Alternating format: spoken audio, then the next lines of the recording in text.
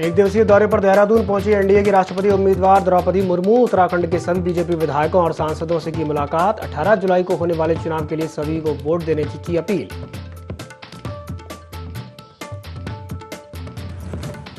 BJP प्रदेश कार्यालय में हुई सांसद, विधायकों और पदाधिकारियों की महत्वपूर्ण बैठक। सीएम धामी, प्रदेश अध्यक्ष समेत सभी वरिष्ठ नेता रहे मौजूद।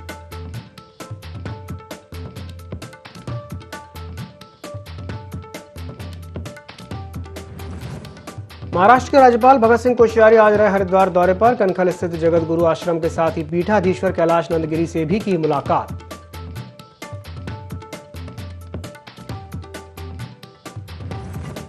देवीधुरा का प्रसिद्ध बगवाल मेला हुआ राज्य मेला घोषित। जिलाधिकारी ने लिया मेले की तैयारियों का जायजा। राज्य मेला घोषित होने पर विधायक ने जताया सीएम का आभार।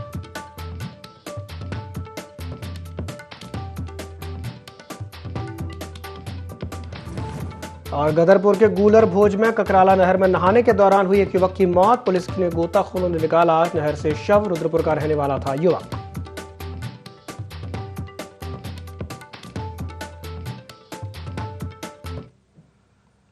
नमस्कार, देवभूमि लाइव में आपका स्वागत है। मैं हूं आपके साथ दिव्यांशु जोशी।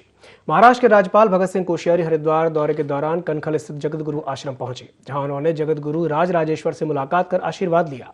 इसके बाद राज्यपाल कोश्यारी दक्षिण काली मंदिर गए और पीठाधीश्वर कैलाशानंद गिरी जी से मुलाकात कर आशीर्वाद लिया।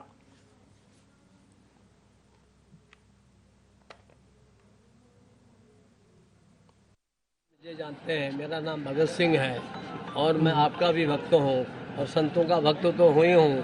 तो 2-4 संतों का आशीर्वाद लेके जाऊँगा तो जिस काम में लगा हूँ वो काम अच्छा होगा। आप लोगों का प्रेम बना रहेगा तो अच्छा रहेगा।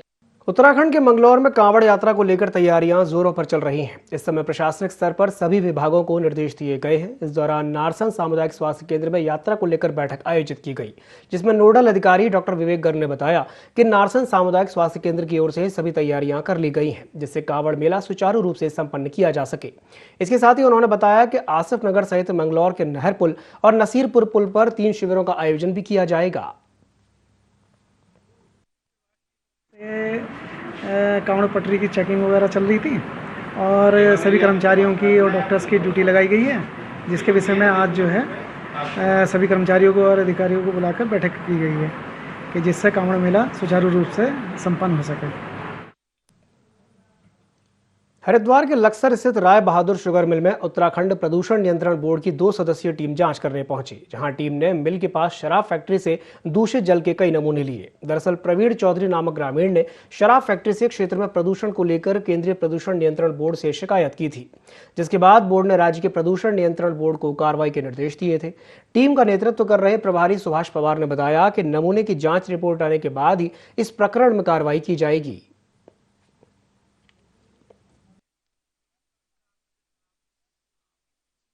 बच्चे काफ़ी समस्या से परेशान है, बीमार हो रहे हैं, खाज, खुजली, अन्य बीमारी, कैंसर, टीबी, ये कई तरह की बीमारियों में मक्खी मच्छर लोगों को बहुत परेशान कर रहे हैं। मुझे कई लोगों ने कहा कि भाई आप सभासद होते हुए आप इस काम में कुछ नहीं कर रहे हैं। मैंने जनता की इस बात को देखते हुए मैंने एक पत्र भेजा प्रदूषण नियंत्रण दिल्ली बोर्ड को। उसके बाद वो पत्र देहरादून आया, देहरादून के बाद वो आया है रुड़की जाँच के लिए। लेकिन जाँच का समय 10 दिन का दिया गया था जो मेरे पत्र में लिखा हुआ है, और जाँच ये आए हैं 1 महीने के बाद करने के लिए। मैं इस चीज़ से बहुत नाराज़ हूँ, क्योंकि जो जांच ऊपर से आदेश आया 10 दिन का तो वो इसको पूरा नहीं कर रहे हैं। अब ये जांच कितने दिन में मुझे देंगे ये इनके ऊपर है, जो टीम आ जाए। कह सकता हूँ क्योंकि मैंने अभी पानी के सैंपल भरवाए हैं। जब पानी के सैंपल की रिपोर्ट मेरे पास आ जाएगी मैं जब संतुष्टि अपनी बताऊंगा। जांच तो निष्पक्ष मुझे लग रही है, जो अधिकारी आए हैं वो मुझे सही लग रहे हैं। अब आगे समय बताए। प्रवीण कुमार की तरफ से शिकायत मिली थी, जिनका ये कह रहा था कि शुगर मिल के आसपास मंदिर है, मस्जिद है और जो पानी है उसका पोल्यूटेंट है। इसके परिप्रेक्ष्य में हमारे द्वारा आज मेरे साथ सहायक वैज्ञानिक अधिकारी डॉक्टर अजीत सिंह है, उनकी उपस्थिति में और मैं स्वयं और आपके सैंपल लिए जा रहे हैं और संपूर्ण निरीक्षण किया जाएगा। फैक्ट्री के अंदर भी निरीक्षण किया जाएगा, फैक्ट्री के बाहर भी हम लोग सैंपलिंग कर रहे हैं और ये सैंपल हम लोगों द्वारा भारत सरकार द्वारा अप्रूव लैब है नोएडा टेस्टिंग लैब, उसको भेजा जा रहा है और उसके बाद जो टेस्टिंग रिपोर्ट आएगी उसके बाद ही हम किसी अंतिम निर्णय पहुंच पाएंगे। बाजपुर के सामुदायिक स्वास्थ्य केंद्र में जनसंख्या स्थिरीकरण पखवाड़े का आयोजन किया गया। कार्यक्रम का शुभारंभ विधायक प्रतिनिधि राजकुमार ने किया। इस दौरान उन्होंने लोगों से सरकार के द्वारा चलाई जा रही योजनाओं का लाभ लेने की अपील की। आपको बता दें कि देश में लगातार बढ़ रही जनसंख्या पर नियंत्रण करने के लिए केंद्र सरकार के द्वारा जनसंख्या स्थिरीकरण पखवाड़ा मनाया जाता है। इसी के चलते बाजपुर में 11 जुलाई से लेकर 24 जुलाई तक जनसंख्या स्थिरीकरण पखवाड़े का आयोजन किया गया है।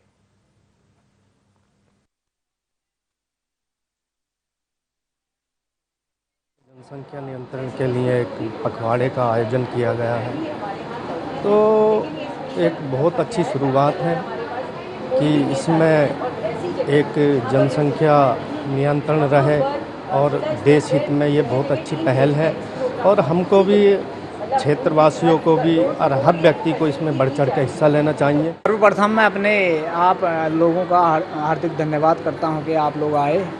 हमारा जो आज विश्व जनसंख्या दिवस मनाया जाता है जो वर्ष भर में 11 जुलाई को, उसमें स्वास्थ्य विभाग द्वारा विश्व जनसंख्या स्थिरीकरण पखवाड़ा मनाया जाता है जो 11 जुलाई से चलकर 24 जुलाई तक मनाया जाएगा, जिसमें आसपास के लोग, क्षेत्र के लोग, पूरे ब्लॉक के लोग उसका फ़ायदा उठा सकते हैं। यहाँ पर निःशुल्क सरकार द्वारा चलाया जा रहा है। गदरपुर के गूलर भोज क्षेत्र में नहर में नहाने के दौरान एक युवक की मौत हो गई। आपको बता दें कि कुछ लड़कों का समूह रुद्रपुर से गूलर भोज की ककराला नहर में नहा रहा था। उसी दौरान एक युवक के नहर से बाहर नहीं निकलने पर युवकों ने पुलिस को सूचना दी। इसके बाद स्थानीय गोताखोरों की मदद से पुलिस युवक की तलाश के लिए नदी में उतरे और अन्य गेटों को बंद करवा दिया गया। जानकारी के मुताबिक गूलर भोज क्षेत्र में जल पुलिस पहले से ही तैनात है और उनके द्वारा युवक के शव की तलाश कर ली गई है।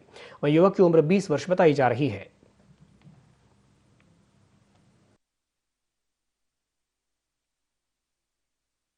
हाँ जी, देखिए अभी ये गूलर भोज क्षेत्र से सूचना आई है कि जो ककराला नहर है इसमें एक युवक डूब गया है। ये युवक अपने साथियों के साथ रुद्रपुर बंगाली कॉलोनी से आया था, नहा रहे थे, तो उसके डूबने की आशंका है। इस सूचना पर हम लोग यहाँ मौके पर पहुँचे हैं और हमने ये नहर का चैनल गेट बंद करा दिया है और नीचे का चैनल गेट खुलवा दिया।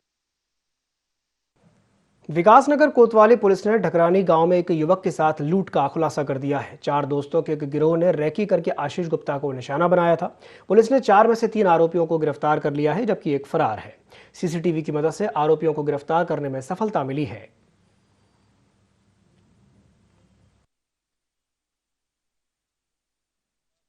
कि रात को 10 बजे आशीष गुप्ता निवासी ढकरानी ने एक सूचना हमें थाने पर चौकी हरवटपुर पर दी कि उसके साथ एक चेन लूट ली गई है। तो हमने मुकदमा दर्ज किया और इस पर हमने एसएसपी महोदय के निर्देशानुसार विभिन्न टीमें बनाई, सीसीटीवी फुटेज चेक किए गए। में 3 मुख्य अभियुक्त मिले हैं, रियाजुल, फारूक और मोबिन, जिनको हमने गिरफ्तार कर लिया है। एक अन्य अभियुक्त उसकी गिरफ्तारी शेष है, वो अभी वांछित है।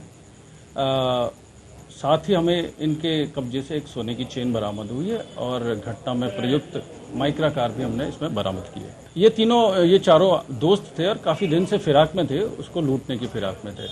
ये इन्होंने पूछताछ में बताया है। जबरकोट में खुल रहे स्टोन क्रशर के खिलाफ ग्रामीणों ने मोर्चा खोल दिया है। ग्रामीण तहसील परिसर पहुंचे और धरना प्रदर्शन करके कार्रवाई की मांग की। ग्रामीणों ने क्रशर के खिलाफ पहले भी ज्ञापन दिया था। वहीं तहसीलदार प्रदीप नेगी का कहना है कि ग्रामीणों की आपत्ति पर परीक्षण किया जा चुका है, जिसमें स्टोन क्रशर मानकों के अनुरूप है। अगर खामियां पाई गई तो कार्रवाई की जाएगी।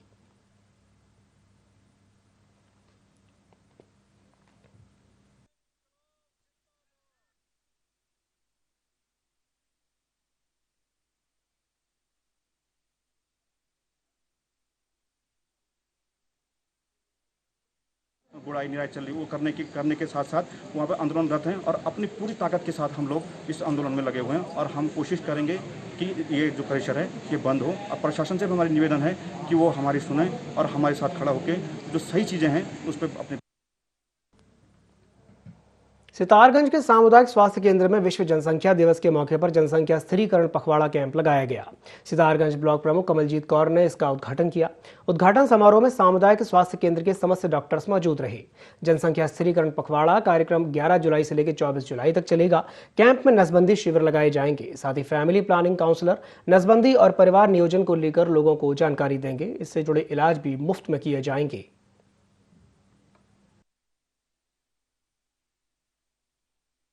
हमारे क्षेत्र की ब्लॉक प्रमुख मैडम के द्वारा जनसंख्या स्थिरीकरण पखवाड़े का उद्घाटन किया गया, जो कि 11 जुलाई से 24 जुलाई तक चलेगा, जिसमें कि हम शक्ति फार्म क्षेत्र में 12 तारीख और 14 तारीख को 2 दिनों का हम नसबंदी शिविर रखेंगे। इसी प्रकार से जो नानक मत्ता का अस्पताल है, तो नानक मत्ता के अस्पताल में भी 19 तारीख को और 21 तारीख को जो हमारी परमानेंट विधियों के अंतर्गत नसबंदी शिविर है, तो उन शिविरों का आयोजन किया जाएगा। पखवाड़ा जो यहाँ पे शुरू हो रहा है 11 जुलाई से 24 जुलाई तक, तो यहाँ पे शक्ति फार्म ये कैंप लगेगा और एक नाना मत्ता भी कैंप लगेगा। तो यहाँ पे जनसंख्या स्त्रीकरण के जो लोगों को फायदे हैं कि जनसंख्या इतनी बढ़ती जा रही है, उसको रोकने के लिए डॉक्टर साहब ने बहुत सारी जानकारी दी है।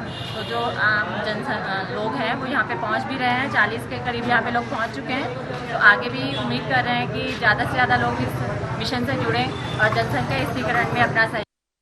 उत्तराखंड दौरे पर पहुंची एनडीए की राष्ट्रपति उम्मीदवार द्रौपदी मुर्मू ने प्रदेश कार्यालय में सभी विधायकों की एक बैठक ली।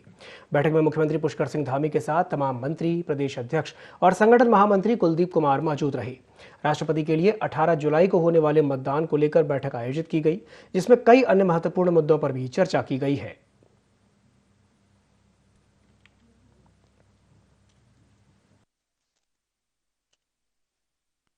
राष्ट्रपति पद की जो प्रत्याशी श्रीमती द्रौपदी मुर्मू, उनका आना उत्तराखंड राज्य में हुआ, जिसमें सभी विधायक सांसदों ने भाग लिया। निर्दलीय 2 विधायक भी आए और जनजातीय क्षेत्र के लोगों ने आकर जिस प्रकार यहाँ भव्य स्वागत किया, तो आज हमने जो पदाधिकारी बैठक है उसमें उन जनजाति जो हमारी बहनें और हमारे भाई दूर दराज क्षेत्र से आए, उन सबको हमने बहुत हृदय से बधाई दी, शुभकामनाएं दी। आज दूसरा हमारा कार्यक्रम ये प्रदेश के पदाधिकारी जिला अध्यक्ष बैठक, इसमें हमने विधायक और सांसदों को भी बाद में जोड़ा। चंपावत जिले के देवीधुरा में लगने वाले देश के प्रसिद्ध बग्वाल मेले को सरकार ने राज्य मेला घोषित कर दिया है।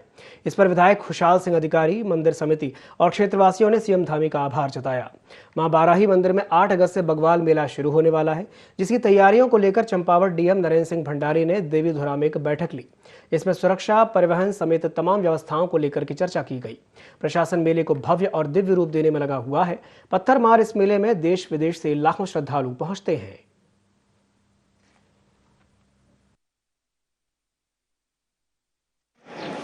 के जिलाधिकारी महोदय के द्वारा जो यहाँ पर हमारे मंदिर कमेटी में मीटिंग की गई, उसमें उनके द्वारा जो हमारा सबसे पहले मेला हमारा जो यहाँ होता है देवीधुरा में माँ बाराही के मंदिर में, उसको राजकीय मेला जो है घोषित किया गया है।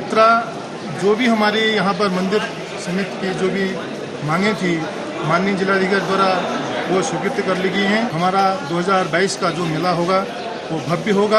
जैसे कि डीएम सर ने बताया कि जैसे मेला विभागीय मेला घोषित हो चुका है, तो इसमें से अगर जो भी हमारी जिला पंचायत का सहयोग है हम अपना पूर्ण सहयोग देंगे। जैसे पहले से व्यवस्था चली आ रही है, हम अपना पूरा सहयोग हम इस मेले को अपना देंगे। भव्य और सुंदर मेला बनाने के लिए अपनी जिला पंचायत का पूरा सहयोग। इसको विभागीय मेला घोषित किया गया है और इसमें जो हमने बजट डिमांड शासन से लगभग 1 करोड़ की है वो हमने कर ली है। और सांस्कृतिक दल इसमें और जो साज सज्जा है, ट्रैफिक कानून व्यवस्था है, विद्युत की व्यवस्था है, पेयजल की व्यवस्था है, सड़कों की व्यवस्था है, पार्किंग की व्यवस्था है, ये सारी जो व्यवस्थाएं हैं इसके लिए आज एक बैठक की गई है और सभी विभागों को निर्देशित किया गया है कि जिला पंचायत और एसडीएम साहब के माध्यम से जो भी आवश्यक कार्य हैं वो जल्द पूरे करने होंगे। कई रोड पे हमारा काम शुरू हो गया है, तो हमें आशा है कि इस बार का मेला बहुत भव्य होगा और सारी व्यवस्थाएँ हमारी बिल्कुल सुचारू रहेंगी।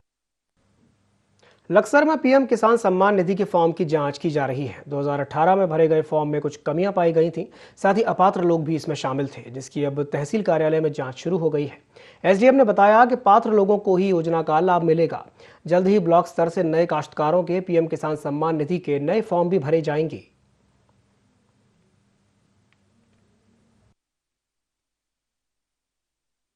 सम्मान निधि के जो फॉर्म 2018 में भरे गए थे, उन फॉर्मों में कुछ कमियां पाई गई थी या कुछ अपात्र व्यक्ति भी उसमें सम्मिलित हो गए थे। इस को लेकर के जांच चल रही है। जो पात्र व्यक्ति हैं उन्हीं को इसका लाभ मिले, इस संबंध में पूरे जितने भी फॉर्म हमारे 2018 में आए हैं उनकी जांच चल रही है। और दूसरा, जो नए फॉर्म भरे जाने हैं वो ब्लॉक स्तर से नए फॉर्म भी भरे जाने हैं, नए काश्तकार हैं जिनको जोड़ा जाना है। तो इस प्रकार पारदर्शिता को देखते हुए कार्रवाई की जा रही है। जोशी मठ में फूलों की घाटी 2 दिन बाद आज फिर से पर्यटकों के लिए खोल दी गई है। वैली में मूसलाधार बारिश के कारण द्वारी पैरा और ग्लेशियर पॉइंट पर भूस्खलन से पैदल मार्ग क्षतिग्रस्त हो गया था, जिसके चलते वैली को बंद कर दिया गया था। वहीं अब स्थिति को ठीक कर लिया गया है। आपको बता दें कि इन दिनों घाटी में 12 से अधिक प्रजाति के फूल खिले हुए हैं।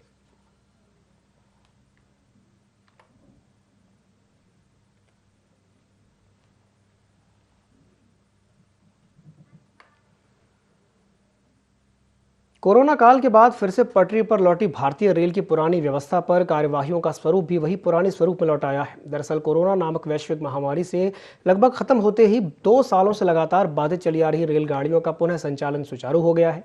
ऐसे में रेलगाड़ियों के अंदर अनाधिकृत पर बिना टिकट का आगमन भी स्वाभाविक हो चला है, मगर रेल प्रशासन इसे लेकर के कड़ा रुख अख्तियार करते हुए रेलवे स्टेशनों समेत परिचालन के दौरान रेलगाड़ियों के अंदर भी टिकट जाँच अभियान को अंजाम दिया जा रहा है।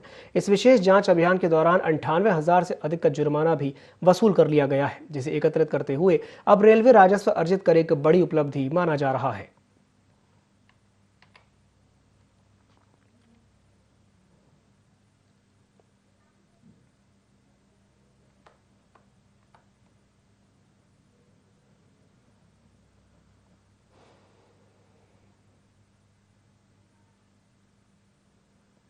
ऋषिकेश नगर निगम स्वर्ण जयंती सभागार में जिला योजना समिति की एक बैठक हुई। मेयर की अध्यक्षता में हुई इस बैठक में नगर निगम के 40 वार्डों के पार्षद भी मौजूद रहे। पार्षदों ने अपने अपने वार्डों में होने वाले विकास कार्यों के प्रस्ताव डीबीसी सदस्यों के माध्यम से जिला योजना समिति को भेजे हैं। वहीं डीबीसी के सदस्य विकास तेवतिया ने नगर निगम के तमाम वार्डों में आ रही बजट की कमी को देखते हुए अपने और अपनी दंपत्ति के वार्ड को योजना समिति में आ रहे 1 करोड़ के बजट से दूर रखा है। तेवतिया का कहना है कि पहले वो नगर निगम के 38 वार्डों के विकास कार्यों को 1 करोड़ के बजट में शामिल करेंगी। पहली बैठक जो हमारी अभी शासन में हुई है, हमारे दोनों निर्वाचित मेंबर यहाँ से भाई विकास तेवतिया जी और भाई लव काम्बोज जी यहाँ से निर्वाचित होके गए हैं। उस बैठक में उन्होंने प्रतिभाग किया। बैठक में जो भी गाइडलाइन आई है उस गाइडलाइन के हिसाब से और इस बोर्ड बैठक में सभी 40 वार्डों का ध्यान रखते हुए मैं अपने दोनों भाइयों को डीपीसी मेंबर है उनका धन्यवाद भी करूँगी कि उन्होंने सबको साथ लेके चलने का जो काम करा और सभी 40 के 40 वार्डों से हमारे प्रस्ताव आए हैं। बजट का अभाव होने के कारण लेकिन जो भी हम प्राथमिकता में कर सकते थे प्राथमिकता में हमने उसको रखा हुआ है। आज ये प्रस्ताव हमारे यहाँ से जा रहे हैं। जिला योजना समिति के निर्वाचित सदस्य थे। अभी हमारी 1 हफ्ते पहले बैठक हुई थी जिला देहरादून में और उसमें हमें ये बताया गया था कि आप लगभग 50-50 लाख के एक सदस्य अपने सदन से प्रस्ताव पास कराकर सबमिट करा दें। तो उसी क्रम में आज हमने बैठक करी है। लगभग 1 करोड़ की निधि जिला योजना की नगर निगम ऋषिकेश को मिलने जा रही है। तो मुझे उम्मीद है कि अगस्त माह में हमें बजट आवंटन होगा। सरोवर नगरी नैनीताल में श्री राम सेवक सभा द्वारा आयोजित नंदा देवी महोत्सव इस वर्ष 1 सितंबर से 7 सितंबर तक आयोजित होगा। महोत्सव का ये 120वां वर्ष है। आपको बता दें कि राम सेवक सभा इसे 1926 से लगातार आयोजित करती आ रही है। सभा भवन में शहर की महिलाओं के साथ एक बैठक हुई, जिसकी अध्यक्षता मनोज शाह और संचालन जगदीश बावड़ी ने किया। बैठक के दौरान महिलाओं ने सभी से पूर्ण सहयोग करने को कहा। बैठक में मुकेश जोशी ने जिला संवाददाता ललित जोशी को बताया कि इस वर्ष दीपदान के साथ ही छोलिया दल होंगे जो उत्तराखंड की संस्कृति को प्रदर्शित करेंगे।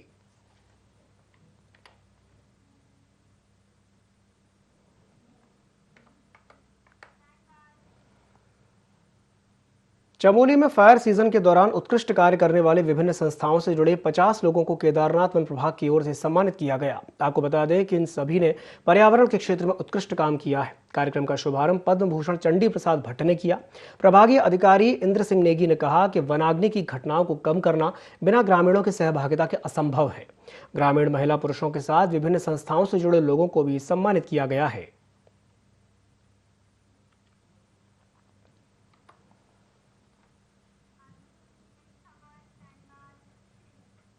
नैनीताल में भवली अल्मोड़ा मार्ग पर संतुलन बिगड़ जाने से बस दुर्घटना का शिकार हो गई। आपको बता दें कि बस रानीखेत को जा रही थी।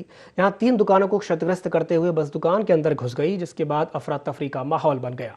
आपको बता दें कि बस में 20 यात्री सवार थे।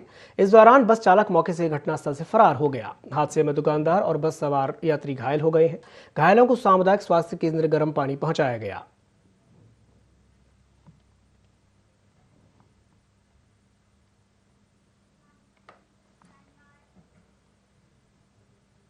उत्तराखंड के मंगलौर में सड़क हादसे में पुलिस के लिए एक बड़ी चुनौती बन गई है। पिछले 1 महीने में सड़क दुर्घटनाओं में लगातार इजाफा देखा गया है और कई लोग सड़क हादसे का शिकार हो चुके हैं। इस दौरान 14 जुलाई से कांवड़ यात्रा शुरू होने वाली है।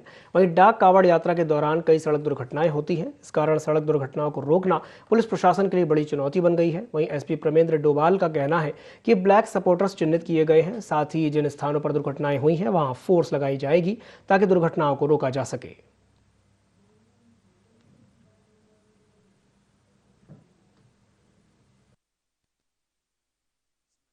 जो हमारे ब्लैक स्पॉट्स चिन्हित करने की बात हुई है, उसमें जिन क्षेत्रों में पूर्व में ऐसे एक्सीडेंट हुए हैं उन क्षेत्रों को चिन्हित करके वहाँ पर फोर्स है या फिर क्या हम लोग और वहाँ पर व्यवस्था कर सकते हैं। खासकर जो मेन दुर्घटनाएं होती हैं वो स्पीड को लेके होती हैं, तो स्पीड को नियंत्रित करने के लिए क्या क्या वहाँ पर और उपाय किए जा सकते हैं, उस पर हम लोग वर्कआउट कर रहे हैं। और उसी के आधार पर फोर्स हो गया या फिर जो भी वहाँ पर चीज़ें लगेंगी, बैरियर्स हैं, वो किस तरीके से लगाए जाएंगे, उस पर हम लोग। लोहाघाट ब्लॉक में दूरस्थ नेपाल सीमा से लगे गांव में धान की रोपाई जोरों से चल रही है। इन सीमावर्ती क्षेत्रों में किसान बिना किसी सरकारी मदद के अपनी पारंपरिक खेती कर रहे हैं। दूरस्थ सीमावर्ती गांव सुल्ला के ग्राम प्रधान प्रतिनिधि त्रिलोक सिंह ने बताया कि गांव में जो लोग रहते हैं वो बिना किसी सरकारी सहायता के अपनी खेतीबाड़ी करते हैं। सरकार से सीमावर्ती क्षेत्रों में रहने वाले किसानों को सुविधा देकर मदद करने की मांग की ताकि गाँव से पलायन रुक सके। इतनी मेहनत से की गई खेती को जंगली जानवरों के द्वारा काफी नुकसान पहुंचाया जाता है।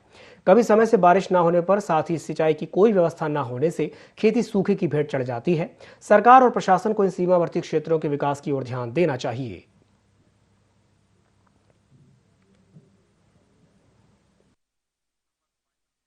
कंटिन्यू 1 महीने से चल रहा है। असीमित संसाधन होने के बावजूद भी यहाँ के किसान लोग बारिश के भरोसे खेतों की रुपाई कर रहे हैं। हमारा शासन प्रशासन से एक रिक्वेस्ट है कि हमारे सीमांत क्षेत्रों में भी ध्यान दिया जाए और किसानों की मदद की जाए, जिससे कि यहाँ पर और फसल की अच्छी पैदावार की जाए और अच्छी तरह धान की रुपाई। डॉक्यूमेंट्री फिल्म निर्देशक लीना मणिमेकलाई के खिलाफ जगह जगह विरोध जारी है। हरिद्वार में सामाजिक संगठनों के प्रतिनिधियों के साथ पूर्व कृषि उत्पादन मंडी समिति अध्यक्ष संजय चोपड़ा ने विरोध जताया। आक्रोश जताते हुए केदार घाट मां गंगा के किनारे काली माता की विशेष पूजा अर्चना कर लीना मणिमेकलाई की बुद्धि शुद्धि की कामना की। साथ ही केंद्र सरकार से सनातन धर्म पर कुठाराघात करने वाले ऐसे फिल्म डायरेक्टर के खिलाफ कानूनी कार्रवाई कर सामाजिक बहिष्कार जैसे नियम बनाने की मांग की और फिल्म निर्देशक का लाइसेंस रद्द कर कानूनी कार्रवाई कर तत्काल प्रभाव से गिरफ्तारी की भी मांग की।